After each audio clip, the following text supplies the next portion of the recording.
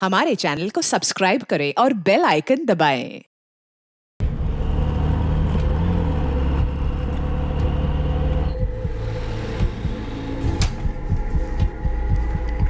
भांग वांग चढ़ा के तो नहीं आया ना प्रवीण? नहीं साहब, सच बोल रहा हूँ। मेरे भाई जयराम के बेटे लकी का किडनैप हुआ है। फिरौती का फोन आया था, 20 लाख रुपए मांगे हैं। कहीं तेरा भाई जयराम खुद ही तो ये खेल नहीं खेल रहा है? एक किडनैपिंग वो पहले कर चुका है, बेल पर बाहर है। शायद तेरा भाई जयराम अपने बेटे को अगवा करने का नाटक कर तो उससे पैसा एंट्रिंग की फिराक में है। नहीं साहब, वो जयराम की आवाज नहीं थी। और जयराम तो पिछले 4 दिन से अपने नए घर में दिखा भी नहीं, और उसका फोन भी बंद है साहब।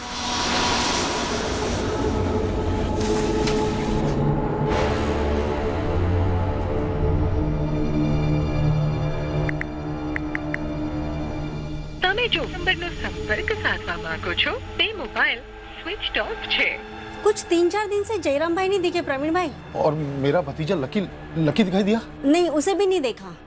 वहां से मैं लकी के स्कूल गया। 4 दिन से लकी स्कूल में भी एब्सेंट है। स्कूल वालों ने बताया कि 23 सितंबर से लकी स्कूल आया ही नहीं। ये फिरौती का कॉल किस नंबर से आया था? इससे आया था और अभी बंद आ रहा है। साहब, जो भी हुआ उससे लकी का कोई संबंध नहीं। वो बच्चा था, बच्चा है। तेरे भाई जयराम को भी जमानत मिली है, वो रिहा नहीं हुआ है और ना ही कभी होगा। उसकी मुकदमे की तारीख नजदीक है। उसकी ड्यूटी है यहाँ थाने में आकर हाजिर देने की। अब जयराम भी तो 4 दिन से गायब है। बस रहने दे। अबे 4 साल पहले तेरा भाई और उसकी बीवी एक बच्चे की जान के साथ खेले थे। अब बोल उसे खुद के बच्चे के साथ ऐसा ना करे। सर, जयराम कोई खेल नहीं खेल रहा है। लकी की आवाज इतनी डरी हुई थी। कोई बच्चा अपने बाप से इतना कैसे डर सकता है साहब? उसकी आवाज से लग रहा था कि वो किसी के कब्जे में है। साहब, वो अगवा हुआ है। चोर के घर में चोरी। और ये जो सस्पेंस किडनैपर है जिसने तेरे से 20 लाख रुपए मांगे हैं, तेरे पास है 20 लाख रुपए देने के लिए? हाँ है साहब। अच्छा, और ये बात तेरे भाई जयराम को मालूम है ना? हाँ साहब, लेकिन जैसा आप सोच रहे हैं ऐसा नहीं है। जयराम ने कुछ नहीं किया साहब। कोई तो है जिसने जयराम पे नजर रखी होगी। वो क्या कर रहा है, कैसे कर रहा है, उसकी सारी जानकारी इकट्ठी की होगी। जैसे तेरे भाई जयराम ने की थी रजत को अगवा करने के लिए। शायद सारे अगवा करने वाले ऐसे ही करते होंगे। और सब पकड़े भी जाते हैं। मैं हाथ जोड़ रहा हूँ साहब, कुछ कीजिए। करेंगे, बिल्कुल करेंगे। देख, 2 दिन पहले जयराम की यहाँ थाने में हाजिरी थी। अगर आज शाम तक अगर उसने हाजिरी नहीं लगवाई तो उसे फरार घोषित करेंगे, जन्म से भी ढूंढ निकालेंगे। वही तो मैं कह रहा हूँ साहब, जयराम को ढूंढ लीजिए। मुझे लग रहा है कुछ गलत हो रहा है, बहुत गलत हो रहा है साहब। लकी खतरे में है। वो दिन 7 जून 2013 मुझे अच्छी तरह याद है।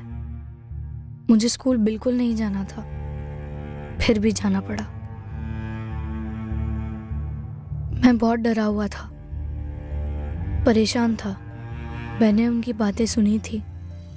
मेरे मम्मी पापा रजत का मर्डर करने वाले थे। मैं समझ ही नहीं पा रहा था कि रजत को किडनैप करके मम्मी पापा कौन सा काम पूरा कर रहे थे। मैं अपने मम्मी पापा को खोना नहीं चाहता था, ना ही ये चाहता था कि रजत को कुछ हो जाए। पर मुझे डर था कि कुछ बुरा होने वाला था उस दिन।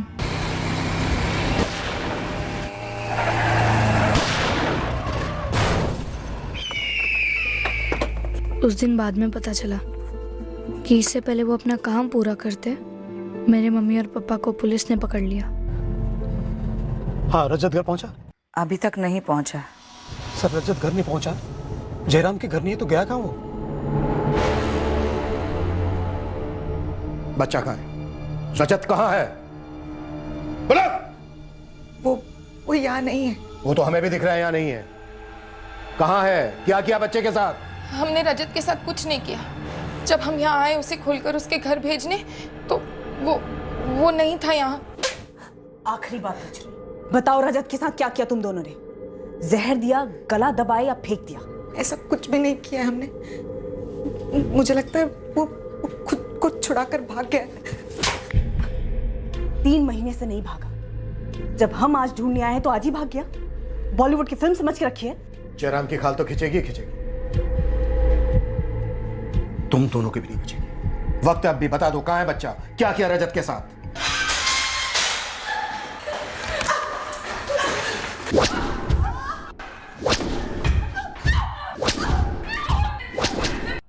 निर्मला, निर्मला इसमें शामिल थी? हाँ, तुम्हारी पड़ोसन निर्मला सोलंकी। लेकिन वो तो हरदम हमारे साथ रहती थी, सहारा देती थी आदित्य को, डॉक्टर के पास ले जाती थी, हमेशा हमारी मदद करती थी। निर्मला तुम्हारी मदद नहीं कर रही थी, बल्कि जयराम की मदद कर रही थी। तुम लोगों के साथ रहकर वो नजर रख रही थी हमारी हर चाल पर, तुम्हारे घर में हो रही हर बात पर। दरअसल निर्मला ही वो कड़ी है जिसकी वजह से तुम्हारा बेटा रजत अगवा हुआ। मैं सोच भी नहीं सकता था निर्मला ऐसा करेगी। और जयराम, भावेश भाई, इतना बड़ा धोखा। तुम लोग जयराम को कैसे जानते हो? भावेश भाई ने पूरे घर का फर्नीचर बनवाया था, सन 2012 की बात है। ये इस जयराम को कॉन्ट्रैक्ट दिया था।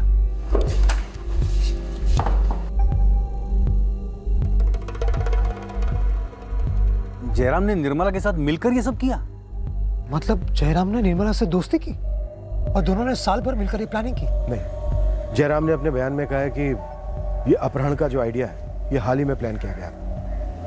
और ये आइडिया दरअसल निर्मला सोलंकी का नहीं, बल्कि उसके पति हरीश सोलंकी ने दिया था। ये थी वो सीरियस गलती जो हमने रजत किडनैपिंग केस में की थी। निर्मला सोलंकी पूरे समय वहीं थी, पर हमने उस पर हल्का सा शक करने के बाद बिना उसके बैकग्राउंड को खंगाले उसे अपने रडार के बाहर फिसलने दिया था। उसका बैकग्राउंड दरअसल एक जाहिर सा सुराग था। निर्मला का पति हरीश सोलंकी एक अटेम्प्ट टू मर्डर केस में आरोपी था। वो भरूच की एक जेल में कैद था और इस महत्वपूर्ण सुराग तक हम पहुंच ही नहीं पाए।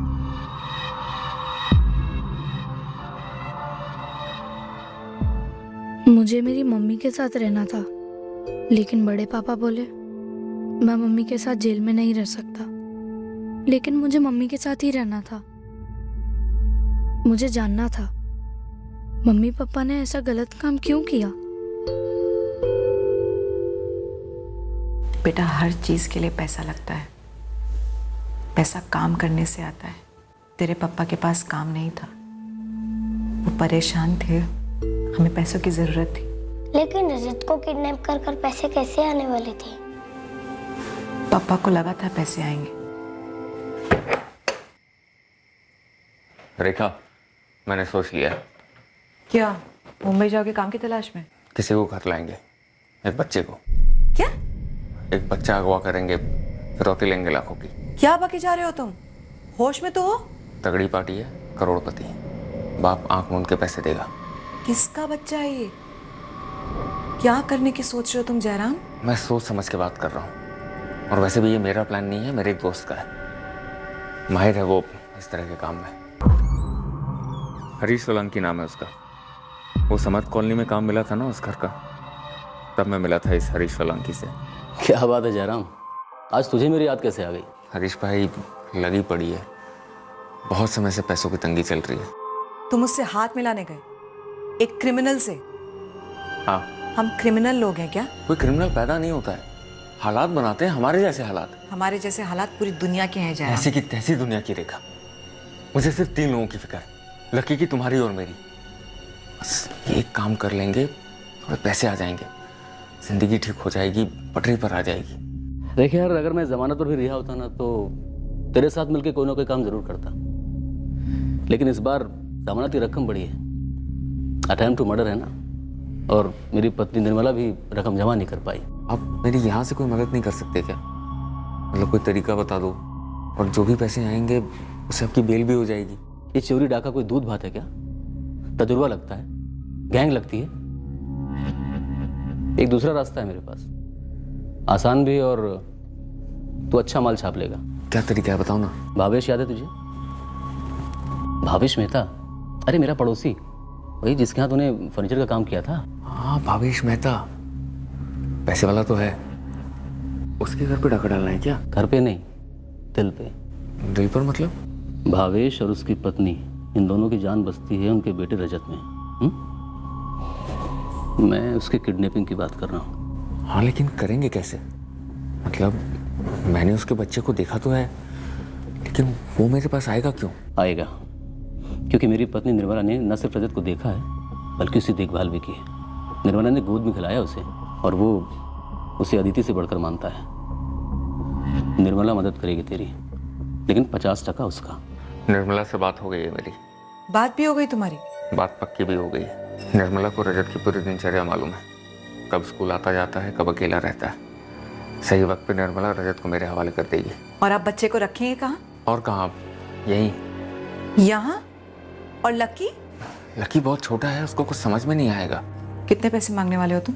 हरीश ने बोला कि 75 लाख तो कहीं नहीं गए, इतना तो भावेश मेहता आराम से दे देगा। और उसका आधा उस निर्मला को जाएगा? हाँ, और प्रिया को निर्मला जो देना चाहे दे देगी। अब ये प्रिया कौन है? प्रिया हरीश की बहन है, वो हमारे इस प्लान में मदद करेगी। हम कल रजत को उठाएंगे और उसके बाद जयराम कुछ भी हो, जो भी हालत में हो, मरने की हालत में हुए ना, तब भी मुझे फोन नहीं करोगे, ठीक है?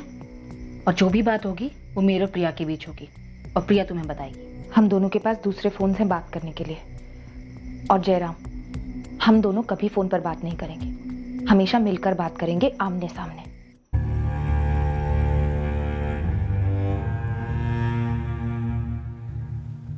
चल बाय। चल बाय। Bye bye bye.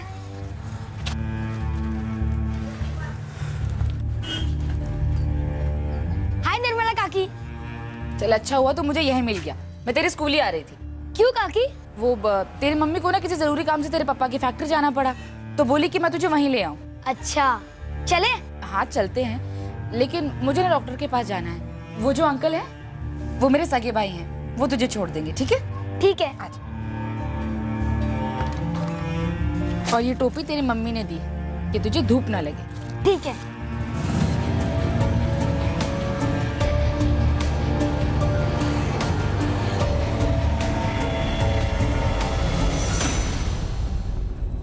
रजत दोस्त, 2 मिनट वेट करोगे? छोटा सा काम है, उसके बाद सीधा तुम्हारे पापा की factory. Okay boss? Okay boss uncle. बहुत गर्मी है ना, एक काम करते हैं, साथ में शरबत पीते हैं, फिर चलते हैं। ठीक है। आ जाओ। आओ दोस्त। मुझे घर जाना है। मुझे घर जाना है, छोड़ो। चुप हो जा। मुझे घर जाना है। अगर जरा भी रोया और चिल्लाया ना तो इतनी मार पड़ेगी कि हालत खराब हो जाएगी तेरी, समझा? बात सुनेगा ना तो खाना देंगे, पानी देंगे, अच्छे से रखेंगे, वरना।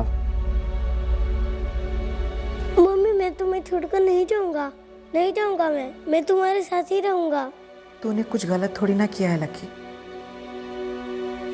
गलत तो तेरे मम्मी और पापा ने किया है। तू यहाँ नहीं रह सकता बेटा। लेकिन मुझे तुम्हारे साथ ही रहना है। मैंने बोला ना लकी, तू यहाँ नहीं रह सकता। हमने बहुत ज्यादा गलत कर दिया है। मैं मम्मी को छोड़कर जाना ही नहीं चाहता था, लेकिन वो मुझे वहाँ रहने ही नहीं दे रहे थे। बस उस एक ही रात रहने दिया। फिर बड़े पापा मुझे अपने घर ले आए। मैं अश्विन भाई के कमरे में रहने लगा। रोज अश्विन भाई के साथ ही स्कूल जाता और उनके साथ ही लौट आता। मम्मी पापा सिर्फ तब मिलते जब वो कोर्ट आते। मम्मी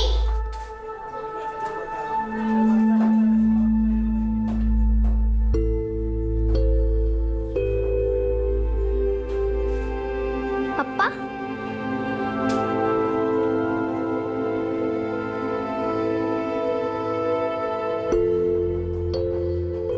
बड़े पापा ने बोला था मुझे कि मम्मी पापा को जेल से बाहर लाना मुश्किल है। बेटा मैं कोशिश कर रहा हूँ, लेकिन उनकी जमानत नहीं हो पा रही है। जमानत मतलब? कोर्ट से परमिशन लेनी पड़ती है ना। अगर कोर्ट इजाजत देगा तभी तुम्हारे मम्मी पापा बाहर आएंगे। लेकिन मुझे मम्मी पापा के साथ ही रहना है, तो मैं वहाँ जाता हूँ, वहीं से स्कूल चला जाऊंगा। ऐसा नहीं बोलते बेटा, वो जेल है, जेल में ऐसे ही लोग रहते हैं जो गलत करते हैं। बड़े पापा, मम्मी पापा ने गलत काम क्यों किया? पता नहीं बेटा। काम के पीछे भागते भागते थक गया था मैं प्रवीण भाई। जब देखो पैसों की किल्लत लगी रहती थी। तू अकेला इस दुनिया में जैसे पैसे की किल्लत है, इसलिए तूने छोटे से बच्चे के साथ इतना बुरा सलूक किया। कहां से आई इतनी हैवानियत? और तेरी घरवाली रेखा, वो भी एक औरत, एक बच्चे की माँ, लगभग लकी की उम्र का बच्चा। भूल हो गई हमसे भाई, मुझसे झेला नहीं गया, गलत कर दिया मैंने। गलत नहीं, जुर्म किया है तूने जयराम। हमेशा के लिए मुजरिम होने का टप्पा तेरे माथे पे लग गया, और रेखा के भी। अगर कोई तेरे लकी को ऐसे उठा ले जाता तो। रेखा और मुझे दिल से पछतावा है, सच में। एक बार जमानत करवा दो मेरी। हाँ, मैं तो जज को जेब में लेके घूमता हूँ ना। मुझे एक मौका दे दो प्रवीण भाई, मेरी जमानत करवा दो। मैं वो अपने हिस्से की जमीन बेच देना चाहता हूँ और उससे जो पैसे आएंगे ना, मैं उससे नई जिंदगी शुरू करूंगा। कसम खा के कह रहा हूँ प्रवीण भाई, ईमानदारी से काम करूंगा, मेहनत करूंगा, रेखा की जमानत करवाऊंगा और भवेश भाई से जाके खुद माफी मांगूंगा। वो तो फूल माला और आरती लेके बैठे तेरे इंतजार में ना। माफ करेगा वो तुझे। बदला, रजत के अपहरण का बदला। हाँ, मुझे ऐसा ही लगता है, बिल्कुल ऐसा ही लगता है साहब। पर मुझे ऐसा लगता है कि भावेश का बदला नहीं, तेरे भाई जयराम का ही कोई पैतरा है। नहीं साहब, दरअसल जयराम कभी पैतरेबाज था ही नहीं, कारीगर आदमी है साहब। पता नहीं उस टाइम उसका दिमाग कैसे फिर गया था, लेकिन अब उसे उसकी गलती का एहसास है और जमानत पे लौटने के बाद वो सुधर गया है साहब। वो ऐसा घिनौना काम कर ही नहीं सकता, और वो भी अपने बच्चे के साथ। जबकि लकी पे जो गुजरी है उसकी वजह से तो वो सुधरना चाहता है साहब।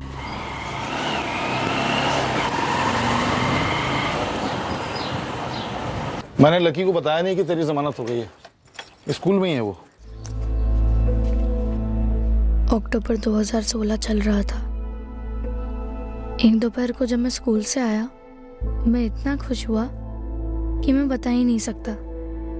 पप्पा लौट आए थे, अब मुझे मम्मी चाहिए थी।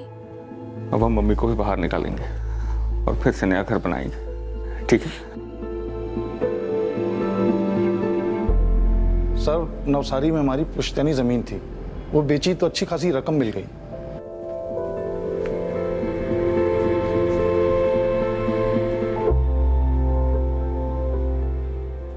अरे प्रवीण भाई, कैसे हो? लाओ लाओ। लकी बड़ा खुश है नए घर में। लेकिन तू अब इस घर को गंदा मत करना, समझ रहा है ना क्या बोल रहा हूं मैं? काम की तलाश कर और अपने आप को ऐसी चीज से दूर रखना जो आगे चल के तुझे मुसीबत में डाले, क्योंकि आदत है तुझे मुसीबत को दावत देने की। आप फिक्र मत करो प्रवीण भाई, मैं ऐसा कुछ नहीं करूंगा। बहुत बड़ा सबक मिला है मुझे। तेरे हिस्से के 20 लाख मेरे पास ही रहेंगे, वो मैं तुझे तब दूंगा जब वाकई में तुझे उसकी जरूरत होगी। नए सिरे से शुरू कर, जान लगा दे काम में, रेखा की जमानत करवा और जो कुछ हुआ उसे भूल के आगे बढ़। लकी के बारे में सोच। देख, उस नन्ही सी जान लकी ने इतनी सी उम्र में हद से ज्यादा तकलीफें झेली हैं, तो अब उसे कोई तकलीफ होने मत देना। तो साहब, मैं अच्छी तरह समझता हूं कि आदमी अगर एक बार जुर्म करता है तो हमेशा के लिए दुनिया उसे मुजरिम के तौर पे देखती है, उस पर कोई भरोसा नहीं करता साहब, चाहे उसके साथ गलत क्यों ना हुआ हो। मैं मानता हूं कि जयराम ने गलत किया, लेकिन लकी निर्दोष है, उसे बचा लीजिए। मैं सच कह रहा हूं साहब, वो आवाज जयराम की नहीं थी, उसके 20 लाख मेरे पास पड़े हुए हैं। सर, मुझे लगता है भावेश मेहता बदला ले रहा है। सर, लकी खतरे में है, बचा लीजिए उसे सर। चल चल चल। एक बच्चे, हम लोग तेरे को किसी दूसरी जगह ले जा रहे हैं। अगर भागने की कोशिश की और शोर मचाए ना तो जरा से तूने आवाज निकाली तो ये चलेगा। टिचक टिचक चल। समझा? समझा?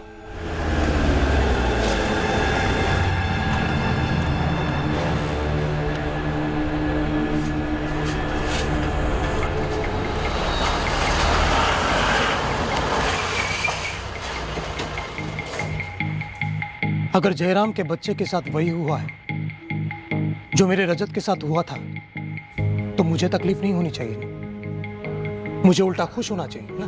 भावेश, तुम्हारी तकलीफ तुम्हारी खुशी तुम जानो, हमें सिर्फ इतना जानना है, क्या ये बदला है? आपका दिमाग खराब हो गया सर। भावेश, ये कोई जवाब नहीं हुआ, बोलो किस बात का बदला ले रहे हो तुम? मैं ऐसे वाहियात सवाल का जवाब नहीं देना चाहता। अगर आपके पास मुझ पर शक करने की कोई वजह है तो कीजिए शक, लेकिन मुझ पर इल्जाम लगाने से पहले सबूत लेकर आइए। अगर तुमने जुर्म किया है तो सबूत हम ढूंढ ही लेंगे, लेकिन भावेश एक बात समझ लो, बदला सही चीज नहीं है। क्या किडनैपिंग सही चीज है? आप लोग 3 महीने तक मेरे रजत को ढूंढ नहीं पाए, क्या वो सही चीज थी? 4 साल हो गए उस हादसे को। मेरी बीवी आज भी रात को नींद में चीखती है, दिन भर खामोश रहती है, मुट्ठी भर गोलियां खा के पड़ी रहती है, क्या वो सही चीज है? लेकिन बदले से कुछ नहीं बदलता, उल्टा दर्द का सिलसिला दोबारा शुरू हो जाता है। तो रोको उसे, और इस बार जरा जल्दी।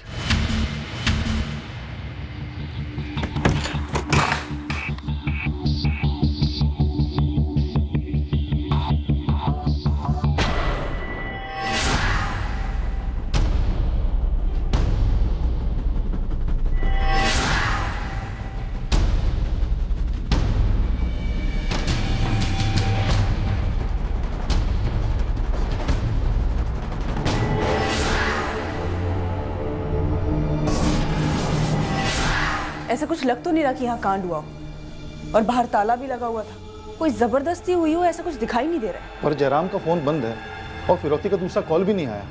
मुझे लकी की फिक्र हो रही है मैडम। मैं अभी भी आपसे कह रहा हूँ, आप एक बार भावेश से फिर से पूछताछ कीजिए। सर, भावेश के बर्ताव से पता लगाना थोड़ा मुश्किल है कि लकी के अगवा होने से उसका कोई ताल्लुक है या नहीं, पर हो सकता है जो कुछ भी हुआ है उसका गुस्सा अब भी उसके अंदर पल रहा हो। जयराम एक आरोपी है, लेकिन जयराम को हमें ढूंढना होगा लकी को ढूंढने के लिए। सर, जयराम का फोन स्विच ऑफ हुआ 22 सितंबर की रात को, उसी के एरिया में जहां उसने नया घर खरीदा है। भावेश के फोन रिकॉर्ड्स क्या कहते हैं? हो सकता है उसने ये कांड किसी के थ्रू करवाया हो, बदला लेने। ऐसा कोई शक करने वाला नंबर नजर तो नहीं आया सर। रजत का आरोपी हमारी आंखों के सामने था, लेकिन हमने उसे पहचाना नहीं। निर्मला रजत और उसके परिवार को जानती थी। निर्मला की मदद से ही पूरे प्लान को अंजाम दिया गया। इस केस में भी क्या कोई ऐसा है? रजत के केस में निर्मला ने प्लान एग्जीक्यूट जरूर किया था सर, लेकिन मास्टरमाइंड जेल में बैठा उसका पति हरीश सोलंकी था। ये जयराम भी तो जेल में था।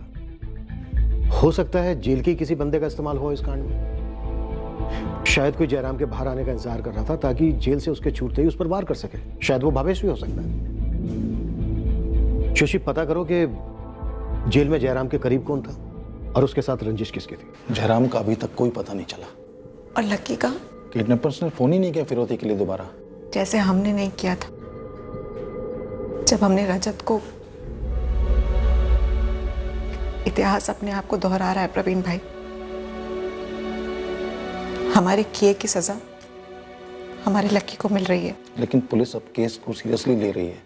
वो जयराम और लकी को ढूंढने की कोशिश तो कर रही है। लकी ने कुछ गलत नहीं किया प्रवीण भाई। देखो रेखा, हम लोग पुलिस की मदद कर सकते हैं। जयराम जब जमानत के बाद तुमसे मिलने जेल आया था तो उसने तुम्हें किसी के बारे में कुछ बताया था? मतलब क्या जयराम ने किसी को बताया कि उसे जमीन बेच के 20 लाख मिले? क्योंकि अगवा करने वाला जानता है कि उसके हिस्से के 20 लाख मेरे पास पड़े हैं। नहीं, उन्होंने ऐसा तो मुझे कुछ नहीं बताया, और मुझे लगता भी नहीं है कि वो किसी को कुछ बताएंगे।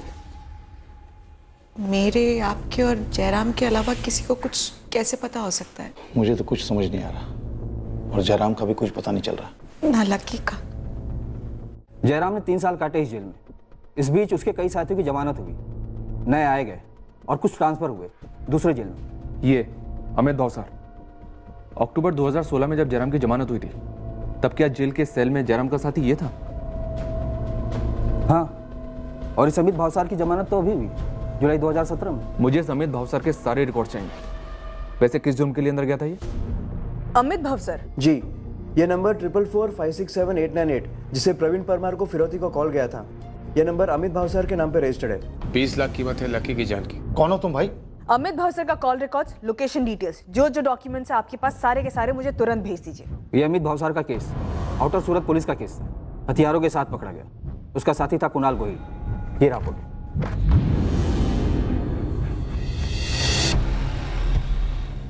ये अमित भावसार और कुणाल गोहिल, इनकी सूरत रूरल पुलिस को टिप मिली थी कि वो सूरत हथियार डिलीवर करने आ रहे हैं। रास्ते में धर लिए गए।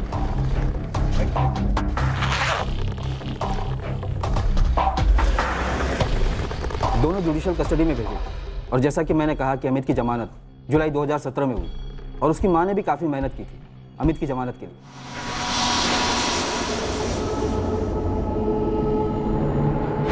और पूरी संभावना है कि ये बंदा ऐसा कांड कर सकता है, क्योंकि अमित अपनी जमानत के बाद घर नहीं गया, उल्टा फरार हो गया, और उसकी मां बार बार यहाँ आकर हमारी क्लास लेती रहती है। साहब बताइए ना, कहाँ है मेरा बेटा अमित? आप कह रहे हैं कि आपने 20 जुलाई को इसे रिहा किया था, आज 10 अगस्त है, इतने दिन हो गए मेरा बेटा घर नहीं लौटा अभी तक। आशा बहन, जब तुम्हारा बेटा अमित हथियारों का धंधा करता था तो तुमसे पूछकर करता था या हमसे पूछकर करता था? पर साहब इतने दिनों से कोर्ट कचहरी के चक्कर लगा रही हूँ, अपनी जिंदगी की सारी कमाई उसके जमानत की रकम इकट्ठा करने में लगाई मैंने, और आप क्या? इसमें हम क्या करें? उसने गुनाह किया, जेल गया, अब जमानत के बाद घर नहीं लौटा तो किसी नए कांड में शामिल हुआ होगा। हमें तो रेड अलर्ट इशू करना चाहिए अमित भावसार के लिए। हाँ तो कीजिए ना, कीजिए। अब जब घर आएगा ना तो कसम खा के कहती हूँ, मार मार के इतना सुधारूंगी ना कि दोबारा इसे हरकत नहीं करेगा। आप उसे ढूंढकर मेरे सामने लेकर आइए। आशा बहन, हमारे पास और भी 1000 काम है। अगर वो अपने इलाके के पुलिस के पास हाजिरी नहीं देगा तो वो लोग एक्शन लेंगे ना। आप यहाँ पर आकर माथा फोड़ी ना करो। पर फिर भी अमित की माँ यहाँ आती रहती है। अमित की माँ का एड्रेस और जो भी डिटेल्स है वो सब चाहिए मुझे। सर, अमित भावसार हमारा मुख्य संदिग्ध है, या फिर आरोपी भी। अमित भावसार का साथी कुणाल गोहिल अभी जेल में है सर, उसको जमानत नहीं मिली है, उसको दूसरी जेल में ट्रांसफर किया गया है। कस्टडी मांगी मैंने उसकी। शायद भावेश ने जयराम पर नजर रखवाई हो, पता किया हो कि अमित भावसार जयराम का जेल की सेल का साथी है, और फिर लकी को अगवा करने की सुपारी दी हो अमित को। पर भावेश के कॉल रिकॉर्ड्स में अमित का नंबर कहीं भी फीचर नहीं होता है सर, और ना ही अमित भावसार के कॉल रिकॉर्ड्स में भावेश का। जेल की विजिटर लिस्ट में भी भावेश का नाम कहीं नहीं देखा। लेकिन सर जयराम और अमित बराबर टच में थे, दोनों के बीच में बातें भी हुई हैं जब अमित को जेल से बेल मिली इसी साल जुलाई में। पहले अमित भावसार को ट्रैक करते हैं, अमित की माँ से बात करो और लकी के मिसिंग पोस्टर लगवा दो सारे शहर में, शायद बेचारे बच्चे की जान खतरे में हो सकती है।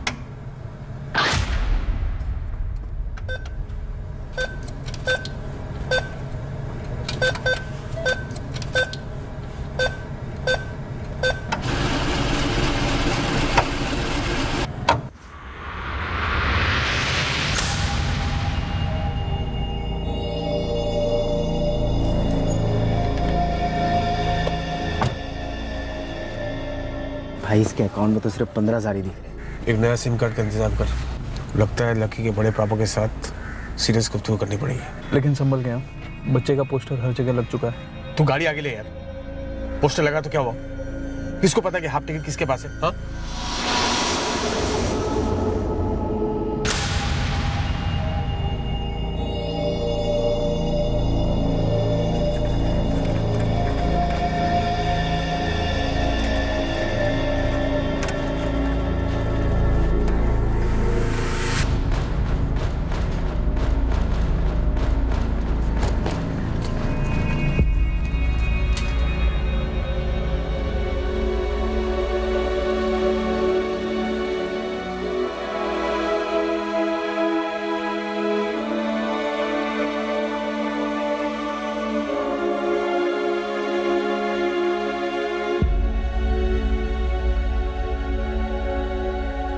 सात जून 2013 मैं स्कूल से बीच में ही भाग गया। मुझे डर था कि मेरे मम्मी पापा रजत के साथ वो करेंगे जो वो बोल रहे थे।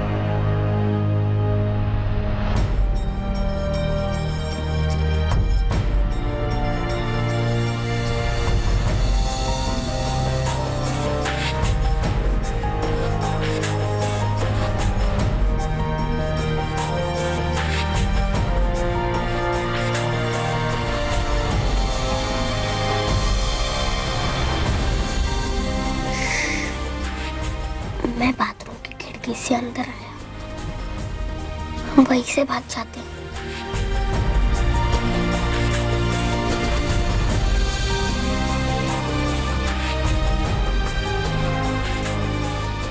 तुझे तेरे घर का रास्ता पता है? चल पता करते हैं। सच में सर, हमने कुछ नहीं किया उसके साथ। तो फिर किसने किया है? हाँ? यहाँ बेड के नीचे से बच्चा कैसे गायब हो गया? जब हम अंदर आए वो यहाँ नहीं था। ठीक है, पैसे मिल गए। निर्मला भाभी ने कहा है बच्चे को खत्म कर दो। कहाँ गया?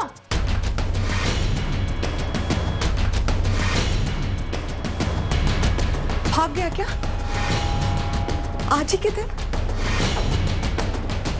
पर कैसे?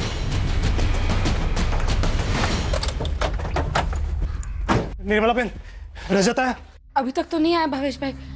मैं उसी की राह देख रही थी। कुछ पता चला? अरे वो जयराम फर्नीचर वाला, वो इन सब के पीछे है। सर कहाँ है मेरा रजत? कहाँ है मेरा बच्चा? भावेश जी,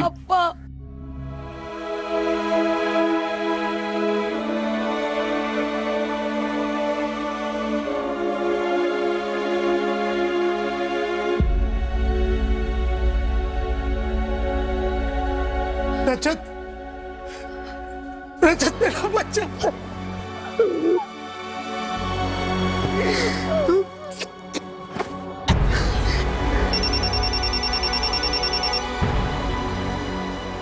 अनीता, रजत आ गया। रजत घर आ गया? हाँ सर, अगर निर्मला वहां है तो उसे भी धर लीजिए, इस प्लान में वो भी शामिल है।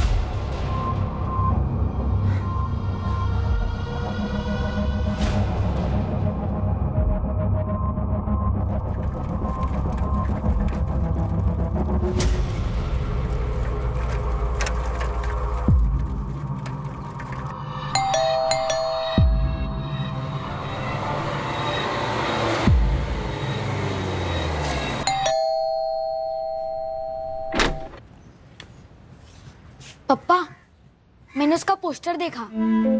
वो लड़का लक्की, उसका किडनैप हुआ है। किसने किया पापा? तुझे क्या लगता है बेटा, तेरे पापा ने किया? तेरा बदला लेने के लिए? पुलिस भी यही सोच रही है। पापा, जब मैं 3 महीने वहां था, सिर्फ लक्की एक था जो मुझे फिक्र से देखता था।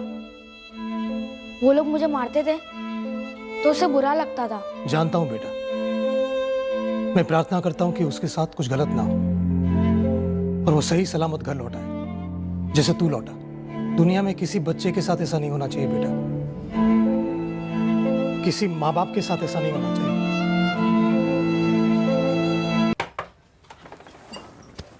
आशा भवसार, मिला? मेरा बेटा मिला? आशा जी, शायद आपके बेटे अमित भवसार ने किसी के बेटे को अगवा कर लिया है, 11 साल के बच्चे को। हम उसकी तलाश में हैं। कहाँ है आपका बेटा अमित? अरे पिछले 2 महीने से यही सवाल मैं बार बार पूछ रही हूँ कि कहाँ है मेरा बेटा। कोई ठीक से जवाब ही नहीं देता। अदालत के चक्कर काट काट के बड़ी मुश्किल से उसके लिए जमानत करवाई, और कहाँ है मेरा बेटा? साहब 2016 से मैं इधर ही सड़ रहा हूँ। अमित की जब बेल हुई तो उसने बोला कि वो मुझे भी यहाँ से निकालेगा, लेकिन यहाँ से जाने के बाद वो मुझसे मिलने तक नहीं आया साहब। और आप लोग उल्टा मुझसे पूछ रहे हैं कि अमित कहाँ है। कुणाल, अमित कहाँ है ये तो हम तेरे से डंडे की नोक पर पूछेंगे ही। उससे पहले ये बता, जयराम परमार के बेटे लकी को अगवा करने का प्लान तुम दोनों ने यहाँ जेल में रचा था? कौन जयराम परमार साहब? ये साहब, इसे मैंने पहले कभी देखा तक नहीं है, और मैं और अमित कोई एक जेल में थोड़ी ना थे। और ये लकी है जो इस वक्त तेरे साथी अमित भवसार के कब्जे में है, और इस केस में अब तुझे भी हम उसका भागीदार बनाएंगे। फिर तो तेरी बेल होने से नहीं। अरे ऐसा मत करो साहब। साहब, मैं तो चिरकुट आदमी हूँ, कच्चा नींबू। अमित के छोटे मोटे काम में मैं उसके पीछे पीछे रहता था साहब। उस दिन पहली बार हम लोग हथियार बेचने गए और आप लोगों ने रास्ते में पकड़ लिया। और साहब, ये किडनैपिंग कैसे करते हैं मुझे पता तक नहीं है साहब। देख कुणाल, मेरे सब्र को मत आजमा। बोल अमित कहाँ है? बोल। सया, कुछ तो झोल है। ये कुणाल गोयल नहीं है, ये असली अमित भावसर है। जेल में भी हॉलीवुड की फिल्म दिखाते हैं क्या, जहां 2 लोग चेहरा बदलते हैं? चेहरा नहीं, इन दोनों ने सिर्फ एक दूसरे की आइडेंटिटी एक्सचेंज की है। अभी अभी इसकी मां ने बताया। ये देखो, जेल से बकायदा साइन करके आपका बेटा अमित भावसार बेल पे छूटा था। अब तो यकीन हो रहा है आपको कि वो फरार है। कहां जा सकता है? इस बच्चे लकी को उसने अगवा किया है। कहां लेके जा सकता है इसे वो? ये सब क्या हो रहा है? ये मेरा बेटा अमित नहीं है। क्यों इस नौटंकी में शामिल हो रही हैं? बताती क्यों नहीं है? कहां है अमित? कैसे नौटंकी? केवी बातों करो जो? क्या मैं अपने बेटे को नहीं पहचानती? ये तुम्हारा बेटा नहीं है? ये मेरा बेटा अमित नहीं है। कुणाल गोहिल, इसके साथ तुम्हारा बेटा अमित हथियार बेचते पकड़ा गया। ये क्या पागलपन है? ये मेरा बेटा है, अमित भावसार है। माँ? बेशरम, मार मार के छुड़वाया तुझे। शर्म नहीं आई तुझे? बोल, जवाब दे, जवाब दे। इन्हें अमित है तू कुणाल गोयल कब से बन गया? हाँ बोल। ये बोलेगा आशा जी, और अभी बोलेगा। आप जरा 2 मिनट के लिए बाहर बैठिए, हम इससे पता करते हैं कि अमित भावसार कुणाल गोहिल क्यों बना और कैसे बना। सब मारना नहीं था, मारना नहीं था। मैं सब बता रहा हूँ साहब, सब बताता हूँ। चलो जा शुरू। साहब, ये कुणाल गोहिल का ही आइडिया था। वो अमित भावसार बन जाए और तू कुणाल गोहिल। क्यों? उसके पीछे वो बड़ौदा की पुलिस पड़ी हुई थी साहब। तू मुझे गुरु मानता है ना अमित? हाँ हाँ कुणाल भाई। एक गेम खेलना है। क्या गेम कुणाल भाई? अब से तू कुणाल गोहिल और मैं अमित भावसर। पर क्यों कुणाल भाई? अरे बड़ौदा पुलिस मुझे ढूंढ रही है, कुणाल गोहिल को। अब मेरी जगह वो जब तुझे पकड़ेगी तो वो जो लड़की जो है वो तुझे पहचान ही नहीं पाएगी। कौन लड़की कुणाल भाई? अरे है एक लड़की, मैंने थोड़ा गड़बड़ कर दिया था उसके साथ, थोड़ी जोर जबरदस्ती हो गई। साले ने केस कर दिया रेप का। अगर तू मेरी जगह कुणाल होगा और जब भी पुलिस हमको पकड़ेगी ना तो शिनाख्त परेड में लड़की तुझे पहचान ही नहीं पाएगी। फिर क्या, तेरे पर चार्ज लागू ही नहीं होगा। मुझे तो तू जानता ही है, छोटे मोटे चार्ज में तो मैं यूं बाहर निकला हूँ। फिर तगड़ा वकील करके तुझे भी छुड़ा ले जाऊंगा मैं, फिर बाहर धमाल करेंगे। उल्लू बना गया साहब कुणाल गोहिल मुझे। मेरे नाम का इस्तेमाल करके रेप के चार्ज से बच गया और मेरी माँ ने इतनी मेहनत से मेरे लिए बेल ली और बेल मिली उसे। अब वो बाहर ऐश कर रहा है और वो तो मुझे छुड़ाने तक नहीं आया साहब। अमित भावसार, तू कुणाल गोहिल बना अपनी मर्जी से। अब ये किडनैपिंग का चार्ज भी तुझ पर ही लगेगा क्योंकि इस वक्त तू कुणाल गोहिल है। नहीं साहब, मैं अमित भावसर ही हूँ और मुझे वही रहना है साहब। और मैं तो यहाँ 1 साल से हूँ साहब, तो फिर ये मुझे कैसे पता होगा साहब कि ये किडनैपिंग कैसे हुई, कहाँ हुई साहब? किसको पता होगा और किसके साथ मिलकर ये कांड किया होगा कुणाल गोहिल ने? आप जाके सुजीत ओझा को पकड़िए साहब, वो हमारा साथीदार था। कहाँ मिलेगा ये सुजीत ओझा? असली अमित भावसार ने जिस सुजीत ओझा की लीड दी थी हमें, हम उस तक पहुंच गए। उसके ठिकाने का 2 बार पुष्टिकरण करने के बाद हमने उसके घर पर धावा बोल दिया।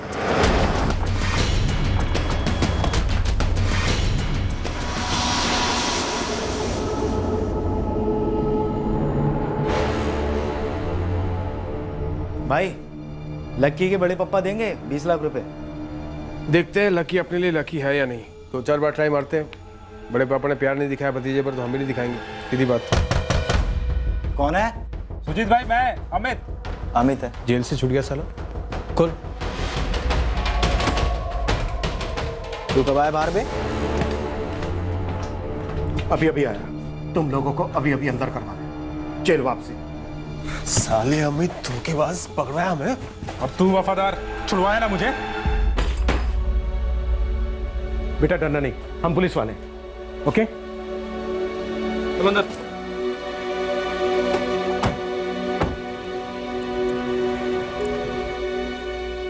लकी बेटा, आपके बड़े पापा आपका इंतजार कर रहे हैं। अच्छा बेटा, हमें बता सकते हो आपके पापा कहाँ हैं? अमित अंकल और उनके साथ जो 2 लोग थे उन्होंने पापा को मार डाला। क्या?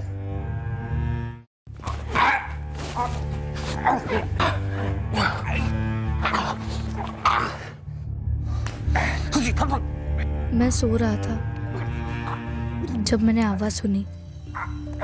मैं उठा और आकर देखा पापा को मार डाला उन लोगों ने।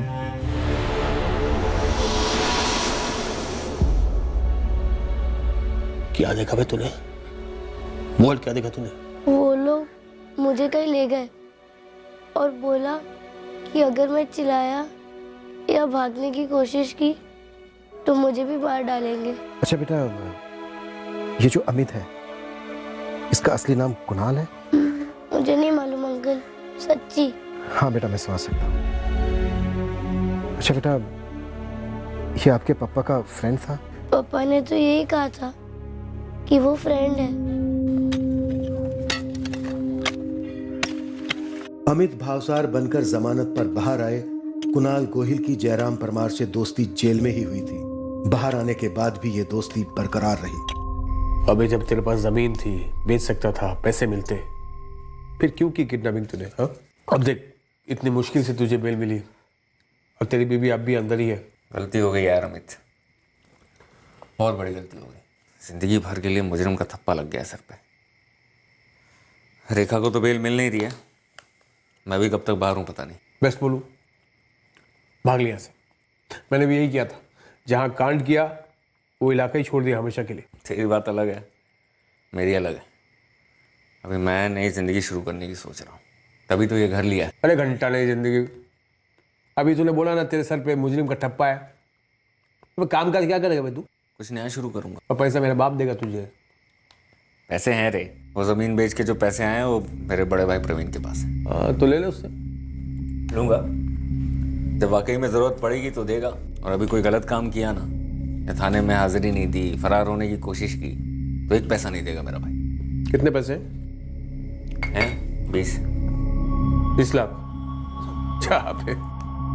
सच? बड़े पापा के पास 20 लाख है, मतलब दिवाली है। पर खुद के पास कितने होंगे? जयराम के साथ 2-4 बार बाहर गया था,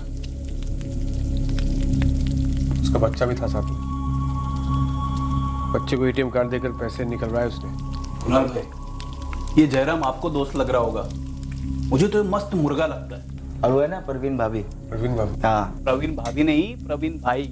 हाँ वही प्रवीण भाई, उसका 20 लाख रोकड़ा। ये प्रवीण भाई भी कुकड़ुकू है, अरसा हो गया अच्छी तंगड़ी खाए, करते ना मुर्गा हलाल। नई वाली बिल्डिंग बन रही है ना, काफी सुनसान है और खुदाई भी हुई है, वहीं दफना देंगे उनको।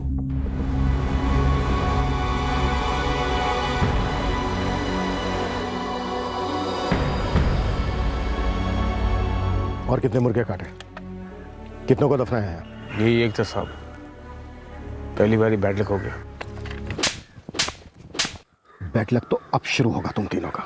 जिंदगी में कभी तुम तीनों मुर्गे की भौंक सुन नहीं पाओगे।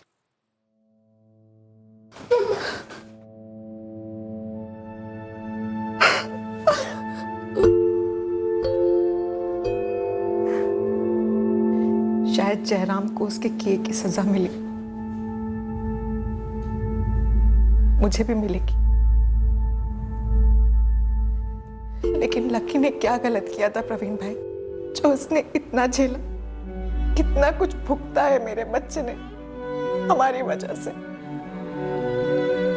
शायद हम लायक ही नहीं थे लकी के माँ बाप बनने के। जयराम ने कभी कोई गलत रास्ता नहीं चुना, फिर अचानक से किडनैपिंग पे उतर आया, और फिर तकदीर ने जब उसे सुधरने का दूसरा मौका दिया तो एक बदमाश और एक अपराधी से दोस्ती कर ली, इस अंजाम तक आ गया। मैं जयराम को कभी नहीं समझ सका, वरना तुम्हें, लेकिन लकी को जरूर समझूंगा, क्योंकि उसकी परवरिश मैं करूंगा।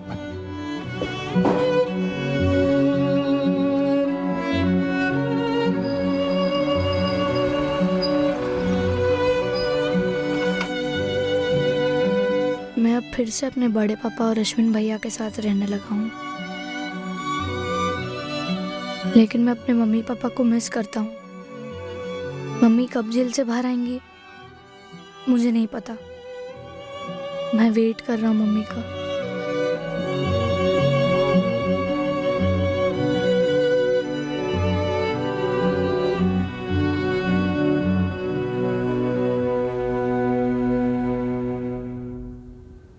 कुणाल गोहिल, सुजीत ओझा और रमेश जाधव को जयराम परमार की हत्या और लकी के अपहरण के चार्जेस पर गिरफ्तार कर लिया गया है। रजत की किडनैपिंग में जो 3 और आरोपी हैं, उनकी जमानत अब तक नहीं हुई है और अदालत में सुनवाई जारी है। लकी अब अपने बड़े पापा के पास सुरक्षित है। रजत भी अपने माँ बाप के साथ महफूज है। किसी भी संगीन जुर्म में पीड़ित और मुजरिम दोनों के बच्चे सबसे ज्यादा तकलीफ सहते हैं, और यह जुर्म का सबसे भयंकर साइड इफेक्ट है। जुर्म भले ही इस केस जितना संगीन ना हो, छोटे छोटे केसेस में हम कई बार देखते हैं बच्चों पर प्रभाव काफी गहरा होता है। जब बच्चे जुर्म के गवाह होते हैं तब शायद वो ये नहीं समझ पाते कि गलत क्या है, पर उन्हें एक आभास जरूर होता है कि कुछ सही नहीं हो रहा। पर आगे जाकर जब उन्हें समझ आता है कि जो हुआ था वो गलत था, तब लाख समझाने पर भी वो उस अनुभव को भुला नहीं पाते, नजरअंदाज नहीं कर पाते। हर एक माँ बाप यही चाहेंगे कि उनके बच्चे अपनी जिंदगी में अच्छी चीजें सीखें, अच्छे इंसान बने और बेहतर जिंदगी बिताएं, और होना भी ऐसा ही चाहिए। उनके साथ कभी कुछ गलत ना हो और उन्हें गलती छुपाने की गलत सीख कभी ना मिले। हमारी मजबूत राय है कि बच्चों के साथ होने वाले जुर्मों की सजा और सख्त हो, सबसे सख्त। अगले हफ्ते फिर मिलेंगे एक नए केस के साथ क्राइम पेट्रोल सतर्क में। जय Hind. For more updates, subscribe to our channel, click the show links and enjoy watching the videos.